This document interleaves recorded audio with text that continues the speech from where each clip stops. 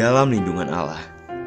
Orang yang duduk dalam lindungan yang maha tinggi dan bermalam dalam naungan yang maha kuasa akan berkata kepada Tuhan, tempat perlindunganku dan kubu pertahananku, Allahku yang kupercayai. Sungguh, dialah yang akan melepaskan engkau dari jerat penangkap burung, dari penyakit sampar yang busuk. Dengan kepaknya ia akan melindungi engkau, di bawah sayapnya engkau akan berlindung. Kesetiaannya ialah perisai dan pagar tembok. Engkau tak usah takut terhadap kedahsyatan malam, terhadap panah yang terbang di waktu siang, terhadap penyakit sampar yang berjalan dalam gelap, terhadap penyakit penular yang mengamuk di waktu petang. Walau 1.000 orang rebah di sisimu dan 10.000 di sebelah kananmu, tetapi itu tidak akan menimpamu. Engkau hanya menontonnya dengan matamu sendiri dan melihat pembalasan terhadap orang-orang fasik. Sebab Tuhan ialah tempat perlindunganmu, yang maha tinggi telah kau buat tempat perteduhanmu. Malapetaka tidak akan menimpa kamu, dan tulah tidak akan mendekat kepada kemahmu. Sebab malaikat-malaikatnya akan diperintahkannya kepadamu untuk menjaga engkau di segala jalanmu. Mereka akan menatang engkau di atas tangannya, supaya kakimu jangan terantuk pada batu. Singa dan ular tedung akan kau langkahi, engkau akan menginjak anak singa dan ular naga. Sungguh, hatinya melekat kepadaku, maka aku akan meluputkannya. Aku akan membentenginya sebab ia mengenal namaku. Bila ia berseru kepadaku, aku akan menjawab. Aku akan menyertai dia dalam kesesakan. Aku akan meluputkannya dan memuliakannya. Dengan panjang umur akan kukenyangkan dia, dan akan kuperlihatkan kepadanya keselamatan daripadaku. Shalom saudara terkasih, saya percaya kita semua semangat menjalani tahun yang baru ini. Dalam edisi Voice of Pentecost kali ini saya ingin menjelaskan mengapa Pentakosta ketiga memiliki dimensi yang jauh lebih besar dari peristiwa Azusa Street. Memang ini akan berbicara sedikit sejarah, tapi jangan alergi dulu saudara, karena ini penting sekali. Karena sudah lebih dari 1 abad, maka saksi mata yang menyaksikan langsung betapa dahsyatnya pencurahan Roh Kudus yang terjadi di Azusa Street sudah meninggal. Dan kita hanya dapat mengetahuinya dalam catatan-catatan peristiwa serta bukti sejarah pada waktu itu. Salah satunya yang ditulis dalam buku 100 peristiwa penting dalam sejarah kekristenan. Tercatat bahwa harian Los Angeles Times hari Rabu tanggal 19 April 1906 memberitakan sebuah pertemuan diadakan di sebuah pondok yang hampir rubuh di Azusa Street. Dan para pengikut doktrin-doktrin yang mengerikan ini mempraktekkan upacara-upacara paling fanatik, mengkhotbahkan teori-teori liar, dan memaksakan mereka sendiri dalam keadaan kegembiraan yang tidak waras dengan semangat mereka sendiri. Nah saudara, publisitas negatif semacam ini malah sesungguhnya membantu mengumpulkan massa. William Seymour tiba di Los Angeles di bulan Februari tahun 1906. Dan dia mulai berkhotbah serta membangun pelayanannya di Azusa Street. Penantian akan pencurahan Roh Kudus terjawab. Dan pada bulan April dalam sebuah ibadah, Roh Kudus tercurah dan orang mulai berkata-kata dengan bahasa yang baru. Sebenarnya pernah ada beberapa orang berbahasa lidah yang muncul dengan tiba-tiba di negara itu dan di Eropa pada tahun-tahun silam. Tetapi Azusa Street merupakan ledakan terbesar.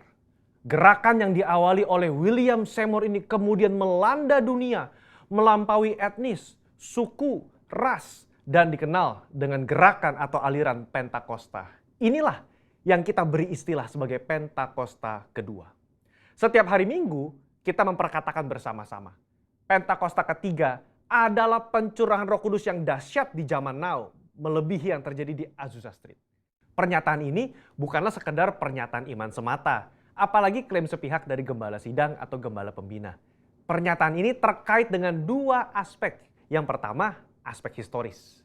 Pada tahun 1909, William Seymour pernah tercatat bernubuat, dalam 100 tahun yang akan datang, akan ada kebangunan rohani lain seperti yang terjadi di Azusa, dan kemuliaan Shekinah akan kembali. Dan kegerakan Allah tersebut akan lebih besar dan lebih luas dari yang terjadi di Azusa. Tidak hanya terjadi di satu tempat atau kepada beberapa orang saja, melainkan akan menjangkau seluruh dunia.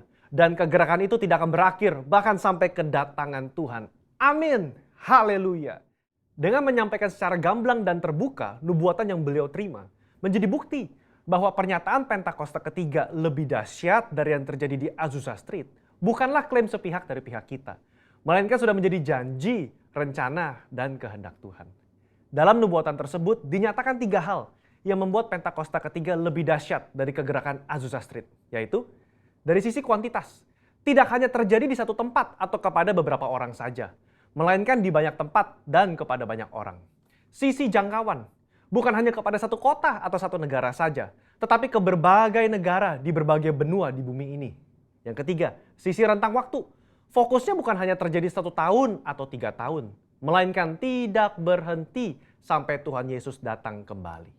Aspek yang kedua yaitu aspek teologis atau biblikal. Alkitab kita menyebutkan istilah hujan awal atau yoreh terkait musim menanam dan hujan akhir, malkos, yang terkait dengan musim menuai, sebagaimana yang kita temukan dalam ayat-ayat berikut ini. Berdasarkan prinsip hujan awal dan hujan akhir, dapat kita pahami bahwa hujan awal pencurahan Roh Kudus mengawali kelahiran gereja. Dan hujan akhir pencurahan Roh Kudus mengawali penuaian jiwa terbesar dan terakhir sebelum kedatangan Tuhan Yesus yang kedua kali. Hujan akhir pencurahan Roh Kudus jauh lebih dahsyat daripada hujan awal. Karena penuaian jiwa-jiwa yang terjadi jauh lebih besar. Bradley Truman Knoll dalam bukunya berkata, konsep hujan akhir memberikan struktur kepada kisah kegerakan Pentakosta kita bahwa akan datang pencurahan Roh Kudus yang dahsyat sebelum kedatangan Tuhan Yesus kali yang kedua. Kita sekarang berada di era di mana hujan akhir itu sedang dicurahkan. Tujuan dari hujan akhir ini memiliki 2 sisi, yakni pemberitaan Injil Kerajaan kepada seluruh dunia di mana kita menjadi saksi dan mempersiapkan berkas tuaian untuk siap dituai. Haleluya. Jika kita memperhatikan aspek historis dan aspek teologis di atas, kita memiliki dasar untuk mengatakan bahwa gerakan Pentakosta ketiga terjadi dalam dimensi yang jauh lebih besar dari Azusa Street. Ini merupakan sebuah hak istimewa bagi kita semua yang hidup di generasi ini. Jadi, jangan sampai ketinggalan. Jadilah utusan Pentakosta ketiga, the messenger of the third Pentecost dimanapun saudara berada. Untuk penjelasan lebih lengkapnya dari tim teologi kami, jangan lupa buka link yang ada di atas atau scan QR Code yang tersedia. Tuhan Yesus memberkati.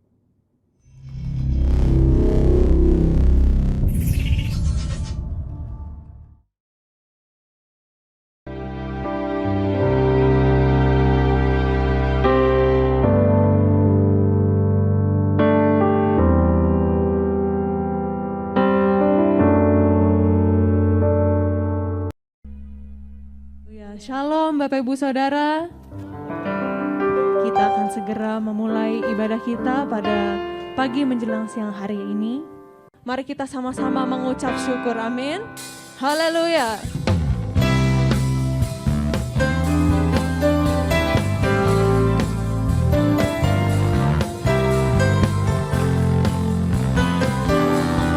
Tuhan baik bagi kita.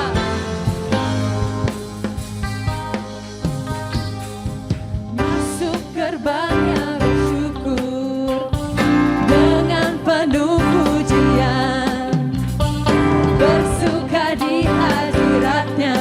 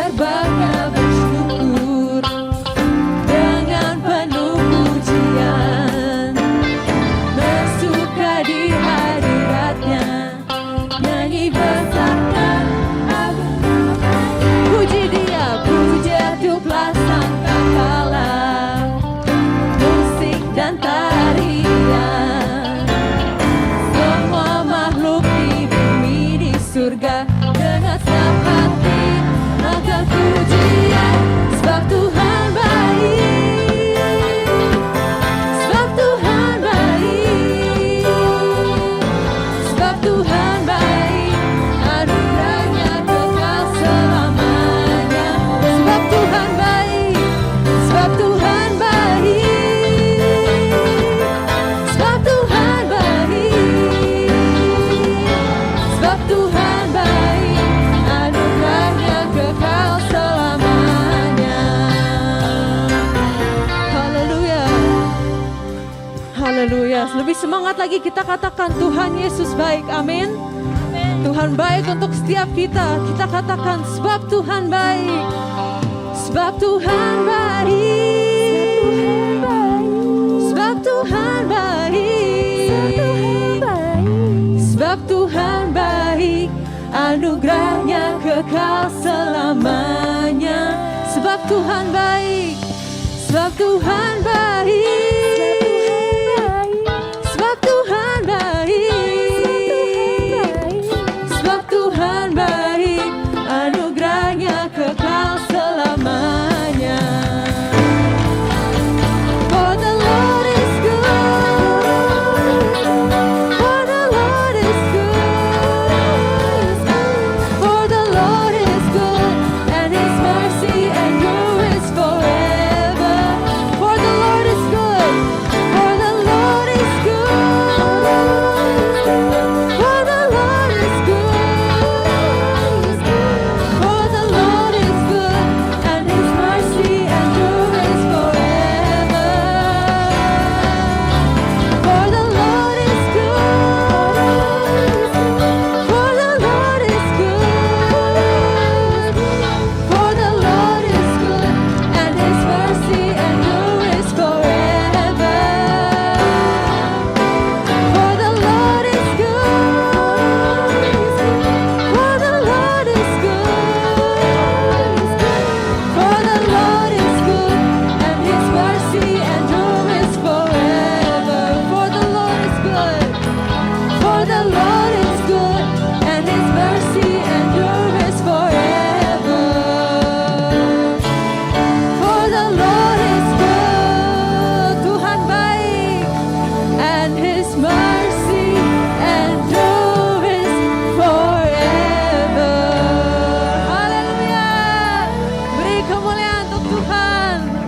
Haleluya, haleluya. Kita lebih semangat lagi di tahun 2023 ini.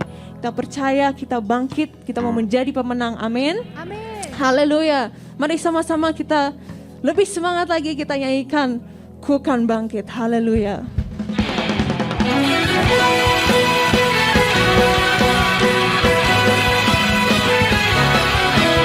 Mari kita semua nyanyikan, katakan kita akan bangkit.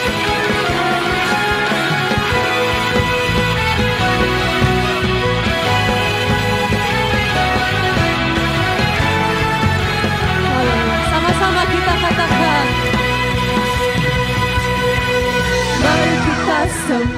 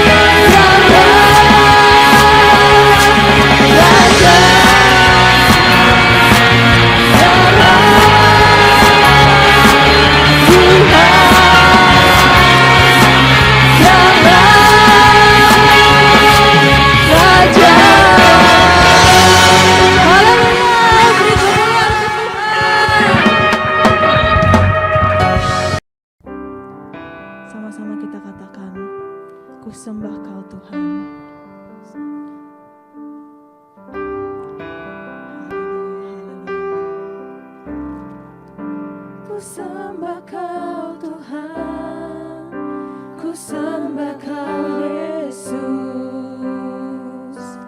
Pencipta dan pengatur hidupku. Kaulah segalanya di dalam hidupku. Engkau Yesus Tuhan dan Rajaku selama-lamanya.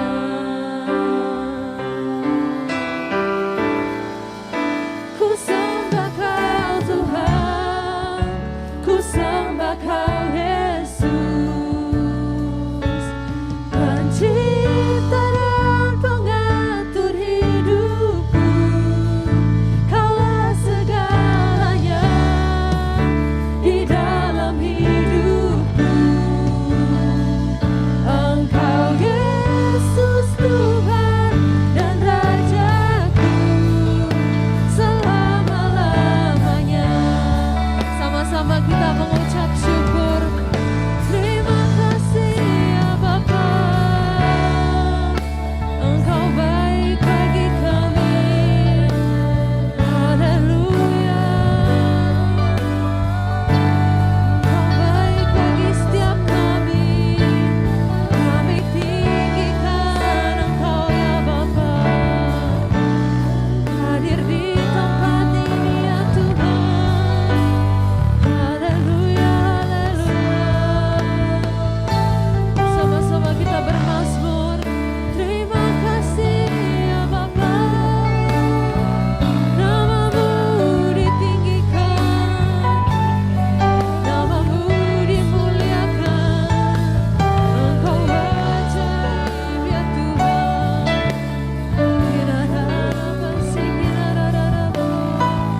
Haleluya. Ku sembah Kau Tuhan, ku sembah Kau Yesus, Pencipta dan pengatur hidupku. Kaulah segalanya di dalam hidupku. Engkau Yesus Tuhan dan Rajaku selama-lamanya. Mari sama-sama kita bangkit berdiri. Ku sembah Kau Tuhan, ku sembah Kau Yesus, Pencipta dan pengatur hidupku.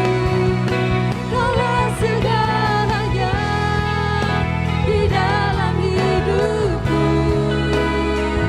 Engkau Yesus Tuhan dan Rajaku.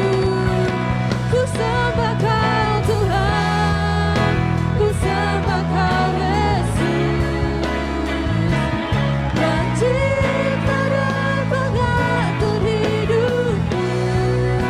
Kaulah segalanya di dalam hidupku. Engkau Yesus Tuhan dan Rajaku selama-lamanya. Yesus Tuhan dan Rajaku selama-lamanya. Engkau Yesus Tuhan dan Rajaku selama-lamanya. Shalom Bapak Ibu Saudara semua.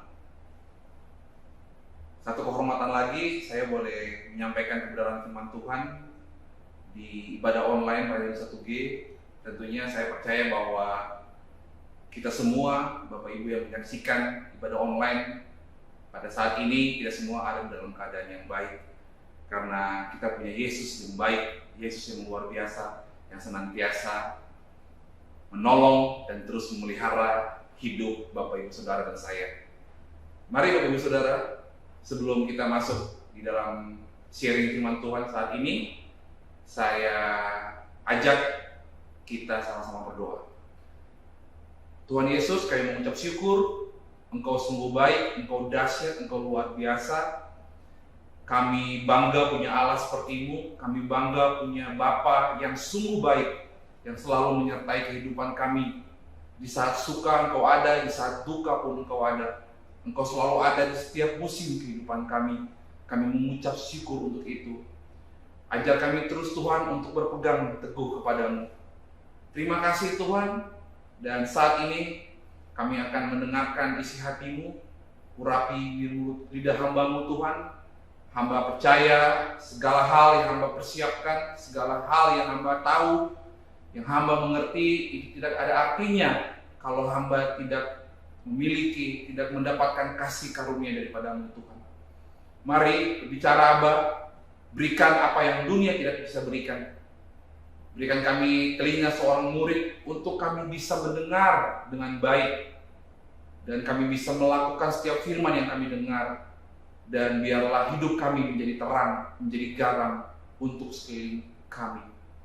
Berfirmanlah Tuhan, sebab kami percaya bahwa firman-Mu berkuasa, firman-Mu dapat merubah seluruh kehidupan kami. Sebab firman ini adalah Engkau sendiri. Kami siap mendengarkannya dalam nama Tuhan Yesus. Sama-sama kita katakan amin. Baik Bapak Ibu Saudara, saya mengucap syukur tentunya sekali lagi dan satu kehormatan bisa menyampaikan kebenaran firman di ibadah online Radio 1G pada saat ini. Dan hal yang saya ingin sampaikan adalah bagaimana kita tahu bahwa 2023 menjadi tahun yang mungkin bisa dikatakan untuk sebagian orang atau untuk kebanyakan orang menjadi tahun yang membuat kita menjadi takut, gentar. Bahkan sebelum masuk 2023, kita sudah banyak mendengar isu-isu di mana 2023 akan gelap, isu-isu di mana 2023 akan susah, resesi ekonomi secara global akan terjadi, dan itu berdampak di dalam kehidupan kita. Bayangin Bapak Ibu Saudara, bahwa hal ini secara tidak langsung, informasi-informasi yang kita terima secara tidak langsung membuat kita menjadi khawatir, membuat kita menjadi takut. Sepertinya untuk kita mau melangkah ke tahun 2023, Desember yang lalu sepertinya ragu, sepertinya takut dan khawatir. Kenapa? Karena kita tahu bahwa sebagai manusia kita seringkali lebih memilih untuk percaya kepada setiap kenyataan-kenyataan hidup. Atau saya bisa katakan bahwa kita lebih fokus kepada setiap kenyataan-kenyataan hidup yang terjadi di sekeliling kita, orang-orang percaya. Tapi tahukah Bapak Ibu Saudara, di setiap kenyataan hidup yang terjadi, ada satu kebenaran yang luar biasa yang Allah taruh dalam setiap kita di dalam firman-Nya, di mana Allah berjanji untuk selalu menyertai kita sampai kesudahan zaman. Itu artinya bahwa di setiap musim kehidupan kita, susah maupun senang, sakit maupun sehat, Tuhan ada di sana. Engkau sedang kekurangan dari segi finansial, keluargamu diambang perceraian, papa mamamu, engkau susah untuk mendapatkan pekerjaan. Itu semua realita atau kenyataan hidup yang memang terjadi. Tapi percayalah bahwa janji Tuhan, ya dan amin. Dia tidak pernah gagal atas hidupmu. Asal Bapak Ibu Saudara mau percaya itu dengan sungguh. Amin Bapak Ibu Saudara. Dan kalau Bapak Ibu Saudara senang dengan judul khotbah, beberapa bulan ini saya senang sekali lagi suka untuk membuka video-video atau sejarah soal peperangan gitu ya. Jadi setiap kali saya buka YouTube, itu yang saya tonton tuh sejarah-sejarah Perang Dunia Pertama, Perang Dunia Kedua, bagaimana waktu Amerika menyerang Korea, lalu Cina membantu Korea, itu seru sekali gitu. Ya kebetulan saya juga senang sejarah, saya juga suka sejarah, jadi Saya suka nonton seperti itu. Dan dari situ saya mendapatkan ide untuk judul khotbah saya, yaitu saya berikan judul khotbah adalah kebenaran, yaitu firman Allah versus kenyataan gitu ya. Jadi seperti ada suatu hal yang bertentangan Bapak Ibu Saudara, kebenaran versus kenyataan. Jelas seperti yang tadi saya katakan, bahwa seringkali di dalam kehidupan kita diperhadapkan dengan peperangan yang terjadi, bagaimana kebenaran dan kenyataan hidup datang menghampiri kita. Lalu kita disuruh untuk memilih, atau kita dituntut untuk percaya, lebih percaya kepada kenyataan yang sedang terjadi, atau memang kita lebih percaya atau mau percaya terhadap kebenaran firman Tuhan yang tidak akan pernah gagal dalam kehidupan Bapak Ibu Saudara dan saya. Ini menarik Bapak Ibu Saudara. Lalu yang jadi pertanyaan, mengapa untuk kita sebagai anak-anak Tuhan, kita rajin beribadah, pelayanan, ya ini untuk Bapak Ibu Saudara yang suka atau memang sudah lama di dalam pelayanan. Lalu kita juga rajin saat teduh, berdoa, baca firman. Tapi pada akhirnya kita bisa salah fokus. Kalau bahasa anak muda sekarang salfok gitu ya Bapak Ibu Saudara ya. Salah fokus.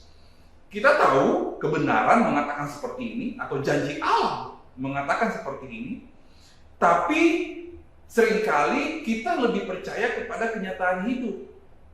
Kita sering lebih fokus kepada kenyataan hidup yang terjadi. Itulah sebabnya yang membuat kehidupan kita, kekristenan kita menjadi terombang-ambing. Bapak Ibu masih ingat tentang perumpamaan penabur? Saat benih itu ditaburkan di tanah yang berbatu, benih itu jatuh di tanah yang berbatu, jatuh di semak-semak duri. Bapak Ibu pastinya masih ingat tentang hal ini, tentang firman kebenaran ini. Bagaimana semua benih yang jatuh kepada tanah yang berbatu, kepada semak berduri, semuanya kalah. Pada akhirnya endingnya mereka tidak bisa, benih itu tidak bisa berbuah dan berakar bahkan dan menghasilkan buahnya. Dan firman Tuhan mengatakan benih yang bisa tumbuh, berakar dan menghasilkan buah dan buahnya dinikmati banyak orang adalah benih yang jatuh di tanah yang subur. Itulah mengapa kita harus benar-benar percaya atau fokus kepada kebenaran firman Tuhan.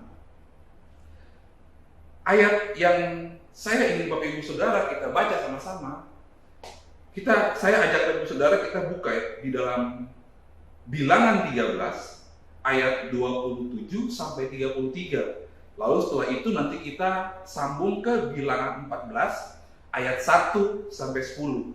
Tapi di sini saya akan membacakannya dari VMD atau versi mudah dibaca, karena menurut saya dari versi mudah dibaca ini saya mendapatkan banyak pewahyuan atau revelation yang Tuhan bukakan gitu ya Bapak Ibu Saudara. Saya bacakan Bapak Ibu Saudara. Ayat yang ke-25. Versi mudah dibaca mengatakan seperti ini, Bilangan 13 ayat 25. Mereka menyelidiki negeri itu selama 40 hari. Kemudian mereka kembali ke perkemahan. Jadi saya disclaimer dulu sebentar bahwa ini di mana di Bilangan 13 ini sedang menceritakan bagaimana ke-12 pengintai yang Musa utus untuk mengintai Yeriko sebelum mereka masuk dan menduduki tanah itu. Nah, lalu singkat cerita selama 40 hari mereka mengintai, lalu pulanglah mereka dari pengintaian. Dan ayat yang ke-25 mereka menceritakan apa yang mereka dapatkan, apa yang mereka lihat. Lanjut Bapak Ibu Saudara, 26. orang Israel berkemah dekat Kadesi di padang gurun Paran. Mereka pergi kepada Musa, Harun, dan semua orang Israel. Mereka menyampaikan laporan kepada Musa dan Harun dan semua umat tentang yang dilihatnya. Dan mereka menunjukkan buah dari negeri itu. Lihat Bapak Ibu Saudara, ke-40 hari mereka pulang dari pengintaian, mereka menunjukkan hasil, yaitu buah, gitu ya Saudara, dikatakan di ayat 26, buah dari negeri itu. Mereka jadi ada hasil yang mereka semua bawa, gitu ya. Kita lanjut ayat 27. Mereka berkata kepada Musa, kami sudah pergi ke negeri yang engkau perintahkan. Tanah itu penuh dengan hal-hal yang baik, dan inilah beberapa buah dari tanah itu. Jadi mereka menunjukkan hasil yang mereka dapat dari Yeriko, tanah yang mereka intai. Ini Musa, gitu ya. Ini Musa, kami bawa hasil nih. Kamu bisa lihat hasilnya. Nah, 28, tetapi bangsa yang tinggal di sana, nah ini yang saya pengen tekankan Bapak Ibu Saudara. Bapak Ibu Saudara, saya ajak untuk coba kita imajinasi, kita bayangkan bagaimana saat itu ke-12 pengintai ini datang dan menunjukkan hasil, gitu ya, hasil yang baik, gitu. Karena di ayat 27 bilang tanah itu penuh dengan hal-hal yang baik. Begitu Bapak Ibu Saudara. Kalau bahasa Indonesia terjemahan barunya bilang begini Bapak Ibu Saudara. Dan memang negeri itu berlimpah-limpah susu dan madunya. Dan inilah hasilnya. Nah ini dia. Lihat Bapak Ibu Saudara bagaimana mereka sendiri melihat bahwa benar janji Tuhan kepada Israel. Bahwa Israel akan diberikan satu negeri yang berlimpah susu dan madunya. Nah, itu janji Tuhan. Lalu saat 12 pengintai ini mengintai negeri itu, mereka menemukan satu bukti bahwa benar susu dan madu ada di negeri itu. Berarti dengan kata lain, apa yang Tuhan janjikan adalah suatu hal yang betul, suatu hal yang benar, bukan hanya kibulan atau bukan hanya lip service, kata-kata saja, tapi benar. Ada bukti yang mereka lihat. Nah, namun yang menariknya di sini kita melihat di ayat 28 mereka membuka dengan kata tetapi. Ini nih Bapak Ibu Saudara. Roh-roh tetapi ini nih yang kita harus tengking nih Bapak Ibu Saudara. Kita harus usir nih dalam diri kita. Kenapa? Karena mereka bilang begini. Tetapi bangsa yang tinggal di sana sangat berkuasa. Setelah mereka memberikan hasil, menunjukkan hasil sebagai tanda bahwa janji Tuhan itu benar, ayat 28 mereka malah bilang gini, tetapi bangsa yang tinggal di sana sangat berkuasa, kota-kotanya sangat besar dan berbenteng kuat. Kami juga melihat orang enak di sana. Nah ini seringkali orang Kristen atau anak-anak Tuhan mempunyai mental yang seperti ini. Kita seringkali bilang, iya, aku tahu, gue tahu kok. Gue tahu Tuhan itu baik. Gue tahu Tuhan itu sangat-sangat baik. Tapi bro, tapi pak, tapi. Orang tua saya masih sakit pak. Ibu saya divonis 3 bulan sudah meninggal pak. Kenyataannya seperti ini pak. Saya tahu sih pak, Tuhan baik. Saya tahu sih bro. Gue tahu kalau Tuhan baik, tapi kenyataannya nyokap bokap gue berantem terus. Bahkan mereka mau cerai. Bapak Ibu bisa bayangin bagaimana kehidupan orang Kristen yang selalu ada di situasi seperti ini. Mereka tahu bahwa Tuhan itu baik, mereka tahu bahwa Tuhan itu sanggup menolong mereka, tapi mereka juga punya 1001 alasan untuk menolak, untuk tidak percaya kepada janji Tuhan. Kalau saya boleh katakan ya Bapak Ibu Saudara, sedikit frontal, ini kurang ajar. Jelas kurang ajar. Kenapa?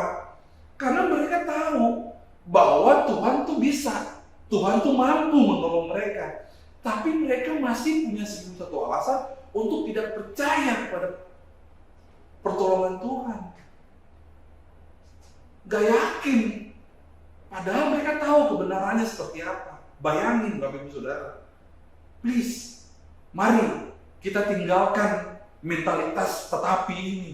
Kita tinggalkan sikap kita yang tidak percaya. Masuk di 2023, bulan Maret ini mumpung masih fresh, masih awal tahun. Please Bapak Ibu Saudara, saya mau dorong, saya mau ajak Bapak Ibu Saudara, come on, ayo bangkit Bapak Ibu Saudara.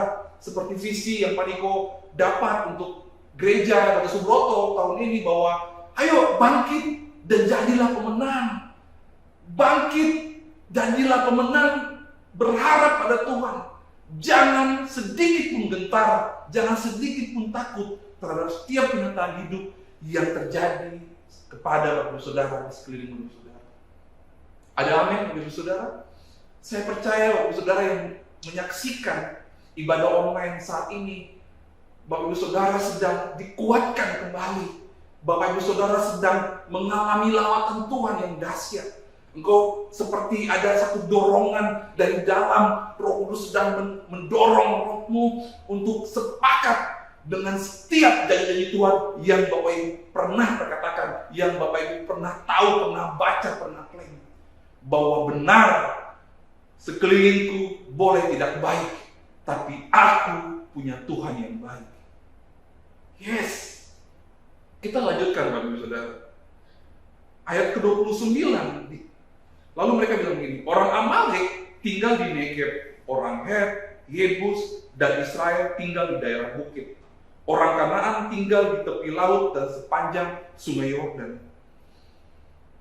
Kaleb menyuruh mereka yang ada di samping Musa untuk diam dan katanya, kita pasti pergi dan menduduki negeri itu.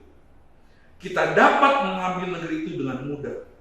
Nah, jadi setelah ada satu intimidasi dari ke-10 pengintai yang lain di ayat 28 yang tadi, lalu di ayat 30 Kaleb maju untuk menyuruh mereka yang ada di samping Musa untuk diam dan katanya, kita pasti pergi dan menduduki negeri itu. Kita dapat mengambil negeri itu dengan mudah. Lihat Bapak Ibu Saudara, bagaimana ada perspektif yang lain yang Kaleb ungkapkan, yang Kaleb singkapkan. Begitu ya Bapak Ibu Saudara. Ada pandangan yang lain dan saya percaya pandangan Kaleb itu adalah pandangan yang berasal daripada Tuhan. Statement Kaleb di ayat 30 ini adalah satu statement yang powerful. Karena Kaleb, roh yang besar yang daripada Tuhan yang ada pada Kaleb itu yang sedang berbicara melalui Kaleb, Bapak Ibu Saudara. Yuk, ayo kita sebagai anak-anak Tuhan, kita berdiri, kita bersikap memiliki karakter yang seperti Kaleb, Bapak Ibu Saudara. Sekelilingmu bisa mengatakan bahwa tidak mungkin ayahku bisa sembuh, tidak mungkin orang tuaku bisa bersatu lagi. Mungkin keluargamu sudah menganggap engkau rendah karena mungkin status pendidikanmu tidak sama seperti saudara-saudaramu yang lain, atau status pekerjaanmu tidak lebih baik dari saudara-saudaramu yang lain. Tapi mari saya mau bilang bahwa berdiri dan mengambil sikap seperti Kaleb. Percaya bahwa benar saat ini memang aku sepertinya tidak baik keadaannya, tapi saya percaya waktu saya punya Tuhan yang baik, waktu saya mengandalkan Tuhan yang baik, yang punya langit dan bumi, saya percaya bahwa Tuhan akan menjadikan saya kepala dan bukan ekor. Tuhan akan membawa saya naik dan bukan turun. Amin, Bapak Ibu Saudara. Mari pegang janji Tuhan dengan begitu erat. Mari Bapak Ibu Saudara, saya mau katakan bahwa Tuhan tidak memandang status sosialmu. Bapa di surga yang baik itu tidak pernah melihat keadaanmu. Sebab ada lagu yang mengatakan, kau bukan Tuhan yang melihat rupa. Yes, kau bukan Tuhan yang melihat harta. Mari Bapak Ibu Saudara, Dia Tuhan yang melihat hati kita, yang benar-benar sungguh-sungguh percaya kepada janjinya. Untuk itu, engkau jangan pernah khawatir. Kalau engkau berjalan dengan Tuhan, percayalah, semuanya Tuhan akan buat menjadi indah. Mari Bapak Ibu Saudara, jangan biarkan orang lain mendefinisikan siapa dirimu. Yang berhak mendefinisikan dirimu adalah penciptamu, Allah itu sendiri. Mungkin itu orang tuamu, saudaramu, kakak, adik, om, tante. Jangan biarkan mereka mendefinisikan siapa dirimu. Apalagi tetangga. Kenapa kita terlalu pusing mendengar omongan orang lain yang akhirnya membuat kita down, lemah, dan akhirnya gagal mengenapi janji Tuhan, gagal untuk fokus kepada kebenaran dengan Tuhan. Percayakan saudara bahwa kita ini manusia adalah produk dari setiap informasi yang kita dengar, yang kita lihat. Contohnya begini, pernah nggak Bapak Ibu Saudara melewati satu jalan, satu tempat yang sebenarnya tempat itu dipercaya oleh orang-orang lokal daerah itu adalah tempat yang angker gitu ya, tempat yang seram, tempat yang banyak penunggunya, yang dipercaya oleh orang lokal. Tapi waktu Bapak Ibu belum mendengar informasi ini, engkau bisa melewatinya, Bapak Ibu Saudara bisa melewati tempat itu dengan santai. Mungkin kecepatan motor atau mobil yang Bapak Ibu kendarai mungkin pelan, 40 km per jam. Bapak Ibu Saudara juga mungkin masih bisa nyanyi di dalam mobil, santai, menikmati perjalanan, enjoy. Tapi percaya nggak, waktu Bapak Ibu sebelum melewati area itu, Bapak Ibu sempat mendengar informasi bahwa area yang Bapak Ibu melewati adalah area yang angker. Saya percaya bahwa speed mobil atau motor yang Bapak Ibu kendarai tidak bisa selambat yang tadi, yang sebelum Bapak Ibu Saudara mendengar informasi bahwa daerah tersebut angker. Ketika kita mendengar daerah itu angker atau seram, banyak penunggunya, kita mulai takut. Akhirnya banyak tuh kan anak-anak Tuhan yang kalau orang Kristen gitu lah ya, kalau lewat tempat angker pasti nyanyi lagu rohani, pasti pokoknya lari atau bahasa roh bahkan gitu ya, pasti kayak gitu. Banyak gitu, kalau banyak juga video-video yang viral gitu ya, lewat tempat kuburan apa gimana nyanyi lagu rohani. Itu karena takut, karena mereka sudah tahu bahwa atau sudah mendengar informasi bahwa tempat itu tempat yang angker. Gitu. Tapi kalau engkau belum mendengar tempat itu atau informasi atau data-data yang memang dipercaya orang lokal bahwa tempat itu angker, engkau pasti dengan pede, santai lewat situ. Benar nggak, Bapak Saudara? Nah itulah makanya saya bilang bahwa kita ini manusia adalah produk dari setiap informasi. Artinya begini, penting untuk kita sebagai anak-anak Tuhan memilah atau kita boleh memfilter, menyaring setiap informasi yang kita lihat dari sosial media melalui mata kita, indera penglihatan ini, dan kita bisa memfilter setiap informasi yang masuk melalui indera pendengaran kita.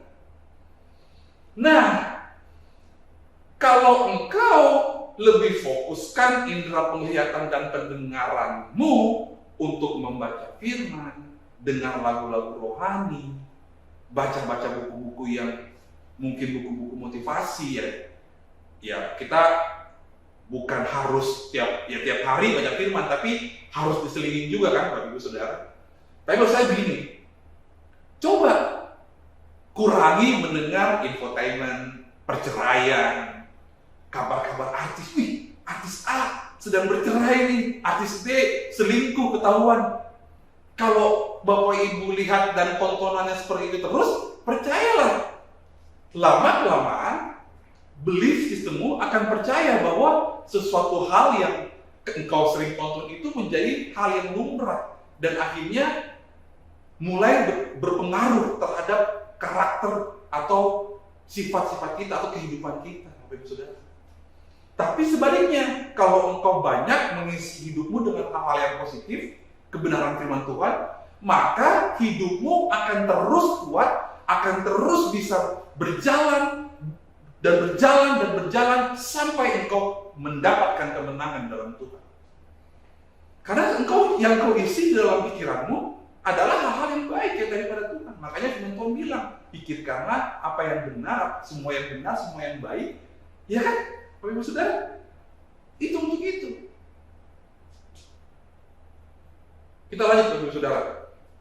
Lalu ayat 31 mengatakan bahwa namun mereka yang pergi bersama Kaleb mengatakan, nah, mereka yang pergi bersama Kaleb ini adalah ke-10 pengintai, Bapak Ibu Saudara, ke-10 pengintai yang lain. Mereka bilang, kita tidak mampu menyerang orang itu karena mereka lebih kuat daripada kita. 32. Demikianlah mereka menyampaikan laporan yang membuat umat tidak berani. Laporan yang membuat umat tidak berani. Bapak Ibu coba bayangin, ada kurang lebih 400 juta orang, 400 juta jiwa yang ada di padang gurun saat itu. Mereka mendengar kabar dari ke-10 pengintai ini yang akhirnya membuat mereka tidak berani. Lalu mereka berkata, negeri yang kami lihat itu penuh dengan orang kuat. Mereka cukup kuat sehingga mudah mengalahkan setiap orang yang datang ke sana. Lihat Bapak Ibu Saudara, bagaimana mereka diintimidasi.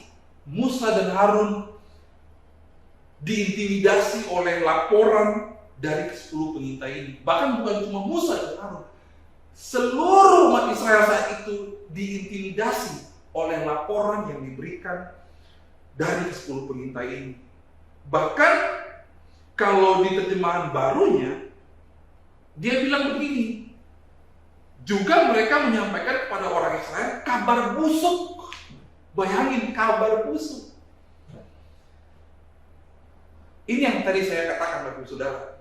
Perlu kita cermat sebagai orang-orang yang mengerti firman, sebagai orang-orang yang bertumbuh di dalam firman Tuhan.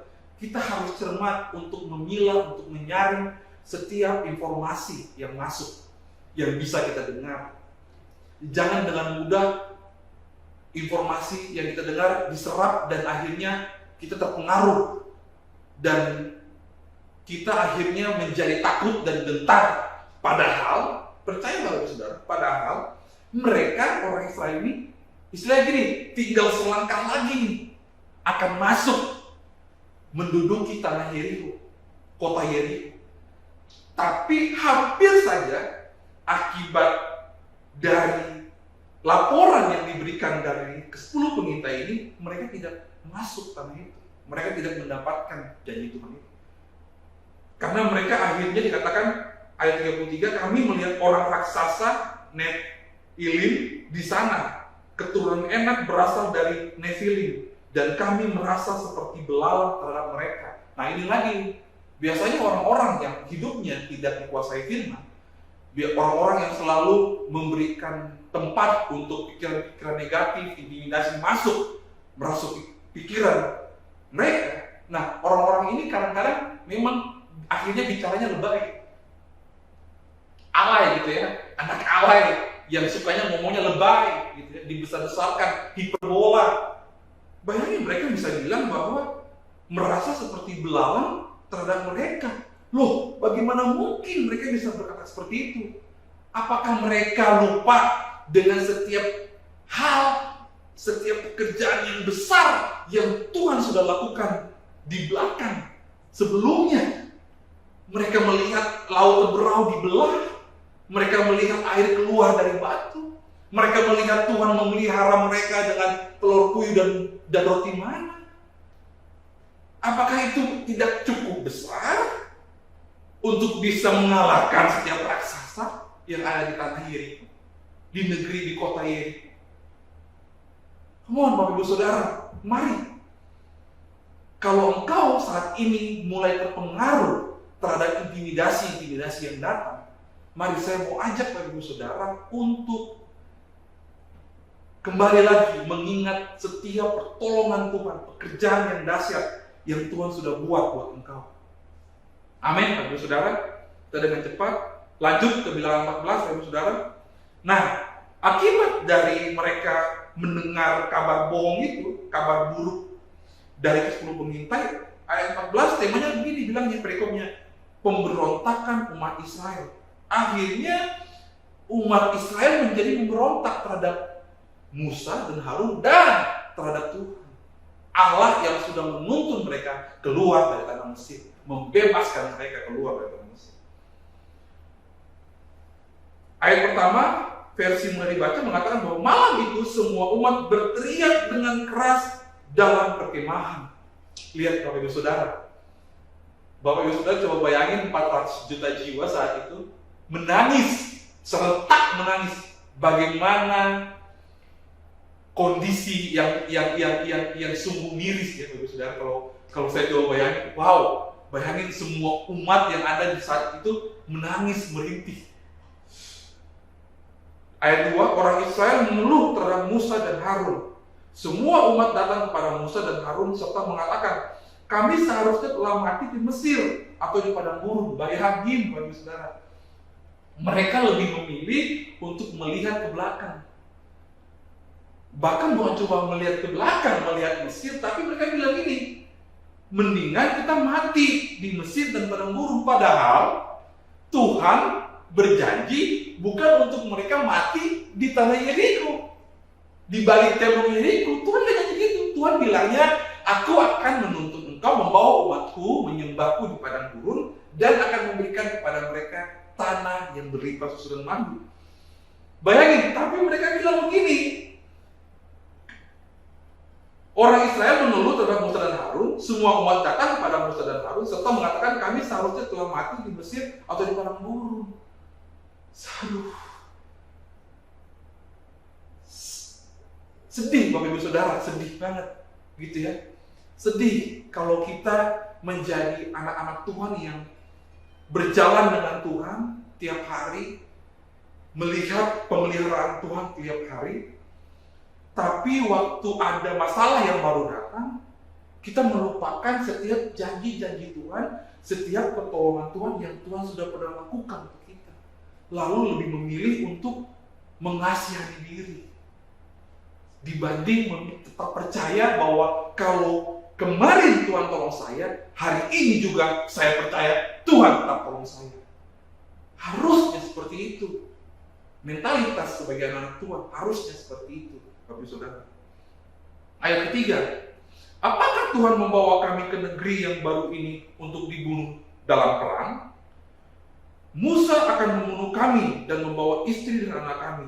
Mungkin lebih baik bagi kami kembali ke Mesir. Bayangin, mereka lebih memilih fokus kepada apa yang sudah lalu dibanding fokus kepada janji yang menjadi kebenaran firman Tuhan. Dan mereka berkata satu sama lain, marilah kita memilih seorang pemimpin yang lain lalu kembali ke Mesir. Nah ini yang saya juga waktu baca, wow, kurang ajar ya. Mereka merencanakan kudeta, Bapak Ibu Saudara. Ada rencana kudeta yang akan dilakukan oleh umat Israel terhadap Harun dan Musa, yang notabene mereka berdua ini dipilih langsung oleh Tuhan. Apakah itu nggak kurang ajar? Saya rasa tidak lebay. Kalau saya bilang mereka kurang ajar, makanya Tuhan bilang begini, umat yang tegar tengkuk. Mari kita dengar firman Tuhan hari ini dan kita renungkan dan kita hidupi agar kita tidak menjadi orang-orang Kristen yang tegar tengkuk, orang-orang Kristen yang yang sudah tahu kebenaran tapi tidak mau mempedulikan itu, tidak mau fokus pada kebenaran, yang akhirnya kehidupan kita jadi terombang-ambing oleh badai kehidupan, oleh masalah kehidupan. Mari Bapak Ibu Saudara, sekali lagi mari saya undang Bapak Ibu Saudara untuk mari teguhkan hatimu, teguhkan imanmu kembali. Pegang Yesus dengan sungguh. Percayalah pada Tuhan di atas segala Tuhan. Yesus, hanya Dia yang mampu membuat engkau terus berdiri di atas kakimu untuk melangkah sampai kepada kemenangan. Tahukah Bapak Saudara bahwa kita berjalan bukan untuk meraih kemenangan, tapi kita sudah berjalan di dalam kemenangan demi kemenangan. Yang percaya katakan amin. Ayat berikutnya, ayat 5, Musa dan Harun sujud di depan orang yang berkumpul di sana. Bayangin, mereka harus sujud di hadapan seluruh umat Israel. Lalu ayat ke-6 mengatakan ini, Yosua dan Kaleb sangat marah. Yosua anak Nun dan Kaleb anak Yefune, kedua-duanya ikut menyelidiki negeri itu. Kedua orang itu berkata kepada orang Israel yang berkumpul di sana, negeri yang kami lihat itu sangat baik. Negeri itu penuh dengan hal-hal yang baik, dan jika Tuhan berkenan kepada kita, Ia akan memimpin kita memasuki negeri itu, dan Dia memberikannya kepada kita. Ini menarik sih Bapak Ibu Saudara. Sebenarnya apa yang Yosua dan Kaleb katakan di ayat 8 ini adalah suatu kebenaran gitu ya. Suatu kebenaran yang memang hanya mereka berdua yang lihat. Hanya mereka berdua yang tahu, yang percaya. Karena Tuhan sebelumnya sudah berjanji bahwa Dia akan memberikan tanah yang berlimpah susu dan madu. Tapi hanya Kaleb dan Yosua yang meresponi janji Tuhan ini, kebenaran firman Tuhan ini.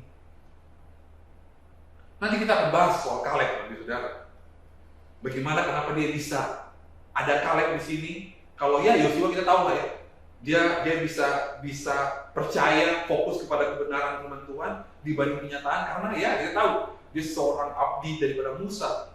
Mungkin dia melihat gaya hidup Musa yang dekat dengan Tuhan, itu mempengaruhi kehidupannya dia sehingga dia juga akhirnya dekat dengan Tuhan. Tapi Kaleb di sini ini yang menarik. Kaleb bisa mempunyai respon yang sama seperti Yosua. Kita akan bahas. Ayat 9, sebab itu janganlah memberontak melawan Tuhan dan jangan takut kepada orang yang tinggal di sana. Kita dapat mengalahkan mereka. Mereka tidak mempunyai perlindungan, tidak ada yang dapat menyelamatkannya, tetapi kita mempunyai Tuhan yang menyertai kita. Jadi jangan takut. Ayat yang terakhir, semua orang membicarakan untuk membunuh Yosua dan Kaleb dengan batu. Tetapi kemuliaan Tuhan tampak di kemah pertemuan, di mana semua orang dapat melihatnya. Sekali lagi saya baca ayat 10, Bapak Saudara. Semua orang membicarakan untuk membunuh Yosua dan Kaleb dengan batu. Tetapi kemuliaan Tuhan tampak di kemah pertemuan, di mana semua orang dapat melihatnya. Bayangin Bapak Saudara, waktu Yosua dan Kaleb berusaha untuk fokus kepada kebenaran, segala intimidasi dari sekeliling mereka tidak serta-merta berhenti. Bahkan intimidasi semakin kuat.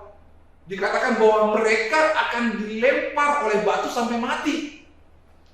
Tapi percayalah, sama seperti Yosua dan Kaleb, waktu mereka mau dilempar oleh seluruh umat Israel dengan batu sampai mati, Tuhan menampakkan diri. Artinya begini, Tuhan intervensi, Tuhan ambil alih untuk menolong setiap umat-umatnya, setiap anak-anak Tuhan yang mau serius, benar-benar fokus, benar-benar matanya tertuju kepada kebenaran firman Tuhan. Di saat itu Tuhan membela dan Tuhan mengintervensi. Percayalah Bapak Saudara, seperti Tuhan mengintervensi Yosua dan Kaleb dari intimidasi yang dahsyat, dari kenyataan-kenyataan hidup yang luar biasa. Mereka mau dilempar, mau dihukum, mau dilempar dengan batu sampai mati. Begitupun kita sebagai anak Tuhan, begitupun kita Bapak Ibu Saudara. Percayalah, waktu detik-detik terakhir, seperti yang ia sudah tidak mampu lagi, seperti ia sudah lutut, sudah tidak mampu lagi untuk berdoa, air mata sudah habis untuk kita menangis, untuk menolong, berharap kepada pertolongan Tuhan. Percayalah Bapak Ibu Saudara, jangan pernah putus asa. Percayalah di saat itu Tuhan akan mengintervensi dirimu, Tuhan akan ambil alih kehidupanmu, Tuhan akan menolong engkau, Tuhan akan menjamah hatimu dan memberikan engkau kekuatan untuk terus mampu berdiri sampai engkau meraih kemenangan demi kemenangan. Haleluya. Luar biasa Bapak Ibu Saudara. Kalau kita melihat, kalau kita mau hidup fokus kepada Tuhan, kita akan melihat, kita akan mengalami spiritual journey atau pengalaman perjalanan spiritual yang luar biasa. Engkau akan hidup di atas kebenaran, engkau akan hidup berdampingan dengan kebenaran firman Tuhan. Bahkan firman Tuhan itu tinggal dan menguasai hidupmu, menguasai hidup Bapak Ibu Saudara. Sehingga setiap respon yang keluar itu berbeda dengan orang-orang yang hidupnya tidak dikuasai oleh firman. Come on Bapak Ibu Saudara, wow. Percayalah Bapak Ibu Saudara, berjalan dengan Tuhan itu sangat-sangat luar biasa. Percayalah bahwa bersama dengan Tuhan tidak ada perkara yang mustahil. Buat dunia boleh mustahil, tapi bagi Tuhan tidak ada yang mustahil.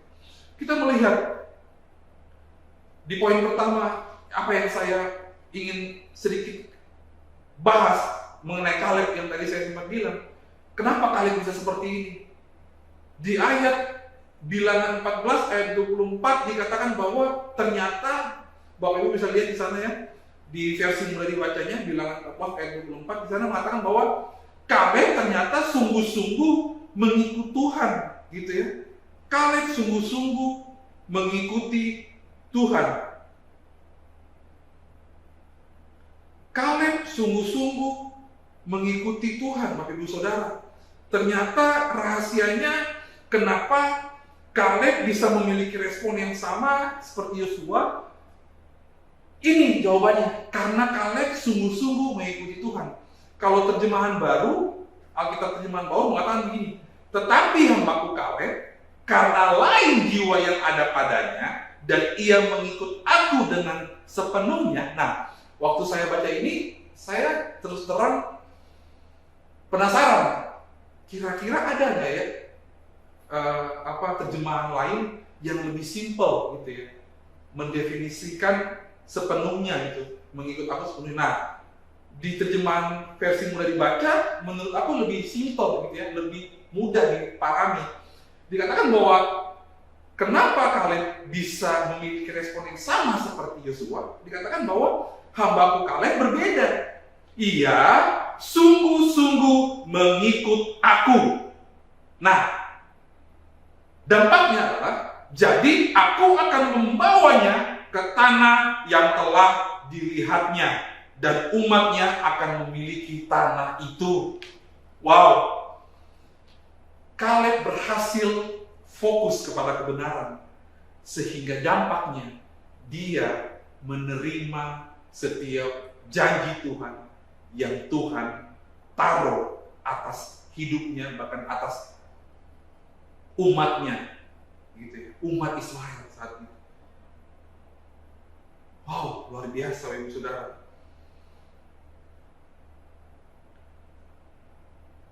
Kaleb sungguh-sungguh mengikuti Tuhan. Berarti, yang saya mau bilang bahwa berarti dengan kata lain, sebagai orang Kristen, ada orang Kristen yang sungguh-sungguh, ada orang Kristen yang tidak sungguh-sungguh.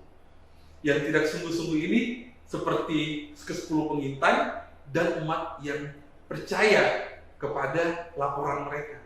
Namun yang sungguh-sungguh ini dikatakan adalah Yosua dan Kaleb. Kaleb sungguh-sungguh mengikut Tuhan. Makanya tidak heran kalau Bapak Ibu seringkali khawatir seringkali kecewa dengan keadaan, seringkali sakit hati dengan kenyataan-kenyataan hidup, seringkali menyalahkan Tuhan atas setiap masalah, problema hidup yang Bapak Ibu Saudara alami. Mari, saat ini momen yang baik untuk kita koreksi diri kita. Kita introspeksi diri kita.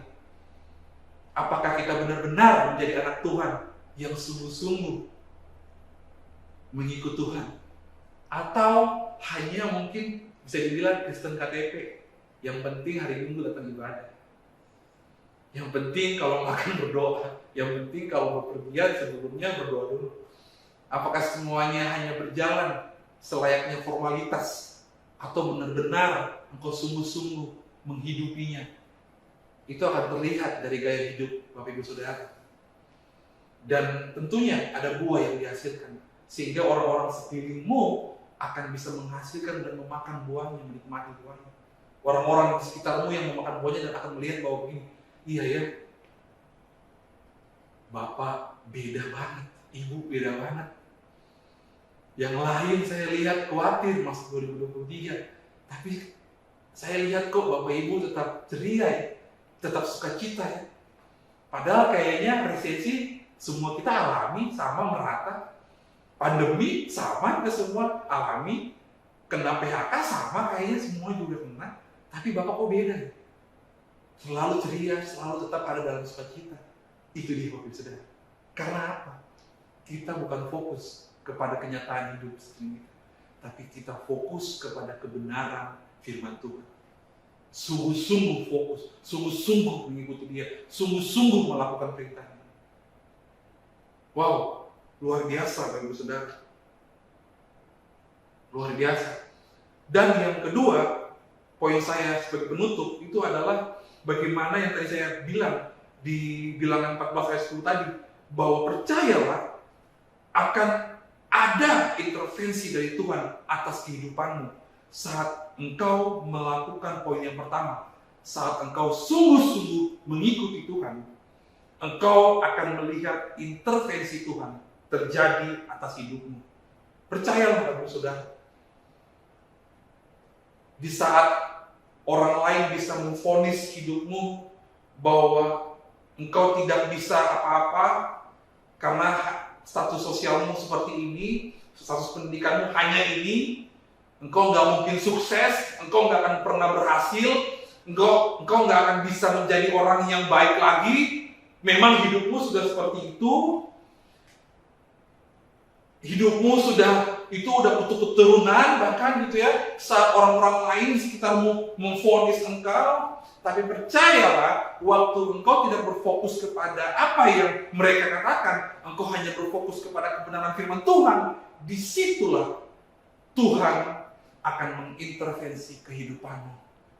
Dan engkau akan melihat bahwa janji Tuhan, ya dan amin. Janji Tuhan akan ditepati dalam kehidupanmu. Katakan amin, Bapak Ibu Saudara. Jangan pernah takut, pertolongan Tuhan tepat pada waktunya.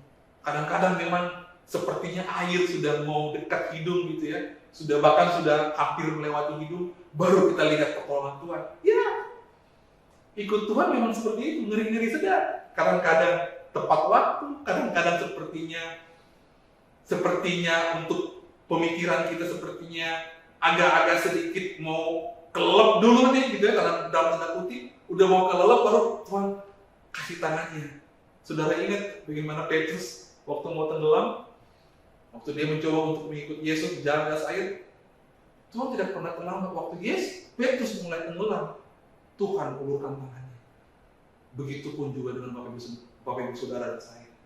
Waktu kita terus sungguh-sungguh mengikuti Tuhan, percayalah, sepertinya kita sudah mau jatuh, kita sudah mau kalah, tapi percayalah, tangan Tuhan, Dia berikan, Dia ulurkan untuk mengangkat kita, untuk berjalan, memberikan semangat, memberikan kekuatan. Ayo nak, kuat lagi, bangkit lagi nak, kamu bisa.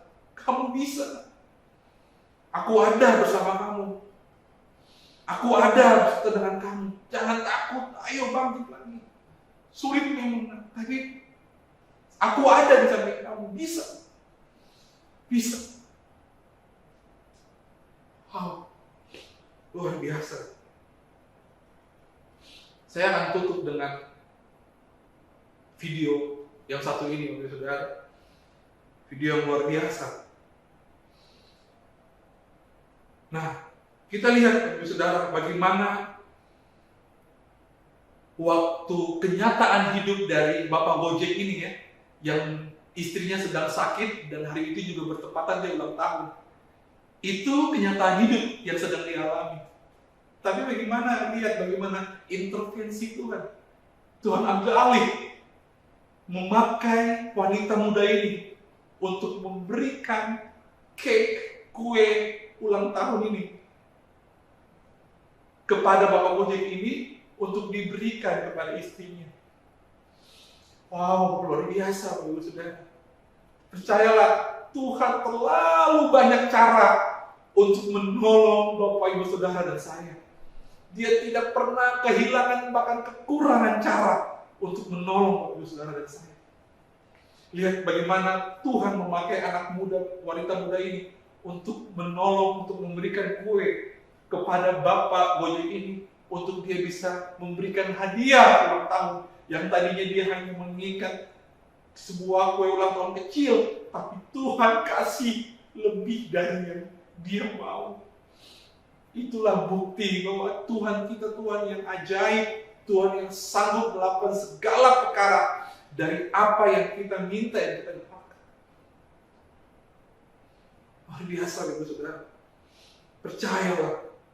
Sebagai ayat penutup, Bapak Saudara, kita sama-sama buka di dalam Roma 8 ayat 28. Kita tahu ayat ini. Saya bacakan Bapak Saudara. Roma 8 ayat 28. Kita tahu sekarang bahwa Allah turut bekerja dalam segala sesuatu untuk mendatangkan kebaikan bagi mereka yang mengasihi Dia, yaitu bagi mereka yang terpanggil sesuai dengan rencana Allah. Sekali lagi, kita tahu sekarang bahwa Allah turut bekerja dalam segala sesuatu untuk mendatangkan kebaikan bagi mereka yang mengasihi Dia, yaitu bagi mereka yang terpanggil sesuai dengan rencana Allah. Waktu kita mau sungguh-sungguh dekat dengan Tuhan, mengikut Tuhan, waktu kita mau sungguh-sungguh fokus kepada kebenaran dibanding kenyataan hidup, sampai pada endingnya kita akan mengatakan, kita tahu sekarang. Artinya begini, pernah nggak Bapak Ibu mengalami suatu hal, lalu endingnya Bapak Ibu bilang gini, oh maksudnya begini, oh jadi maksudnya tuh begini ya, oh maksudnya tuh hal ini kamu bikin maksudnya ini. Nah itu dia. Dengan kata lain, kita tahu sekarang tuh seperti itu. Akhirnya kita bisa bilang begini, oh Tuhan, maksudnya ini tuh Tuhan. Wow, terima kasih ya Tuhan. Oh, jadi Tuhan maunya seperti ini tuh. Itu dia, Bapak Saudara. Sampai endingnya nanti, kita akan mengatakan bahwa, wow Tuhan, terima kasih. Terima kasih buat semua kebaikan. Terima kasih buat semua penyertaan. Terima kasih untuk setiap tuntunanmu. Untuk Bapak, Ibu, Saudara, dan saya bisa terus kuat berdiri, fokus, sungguh-sungguh percaya kepada kebenaran firman Tuhan.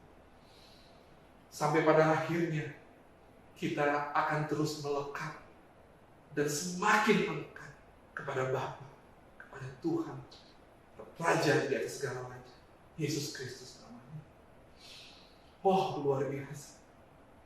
Saya percaya bahwa kita semua, Bapak Ibu Saudara, yang menyaksikan, siapapun yang menyaksikan kesianan firman saat ini, engkau sedang dilawan Tuhan.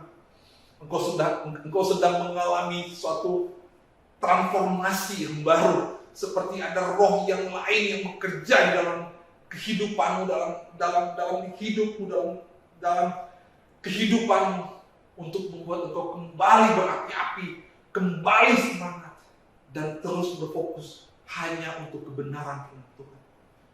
dalam nama Tuhan Yesus, percayalah Bapak Saudara, Tuhan Allah selalu ada di setiap musim kehidupan kita semua. Mari tundukkan kepala, kita berdoa. Tuhan, terima kasih firman Tuhan sudah hamba sampaikan.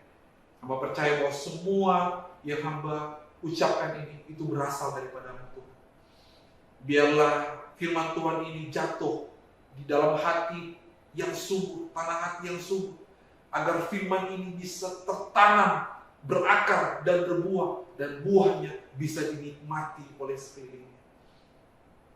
Hamba terbatas, tapi hamba percaya Roh-Mu tidak terbatas, melawat setiap siapapun yang menyaksikan firman Tuhan, kebenaran firman Tuhan saat ini. Mereka sedang dijamah, yang sakit disembuhkan, yang sedang butuh pengharapan diberikan pengharapan, yang sedang sudah putus asa mau nyerah, Tuhan sedang kuatkan mereka kembali. Di dalam nama Tuhan Yesus, bangkit, jadilah pemenang. Biarlah firman yang hamba sampaikan itu berkuasa dan menguasai setiap kehidupan Bapak Ibu Saudara yang menyaksikan sharing firman saat ini.